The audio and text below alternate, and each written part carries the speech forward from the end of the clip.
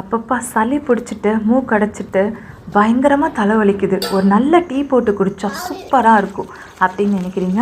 அப்போ உங்களுக்கான வீடியோ தான் இது. ஸோ ஸ்கிப் பண்ணாமல் ஃபுல்லாக பாருங்கள், கண்டிப்பாக உங்களுக்கு பிடிக்கும்.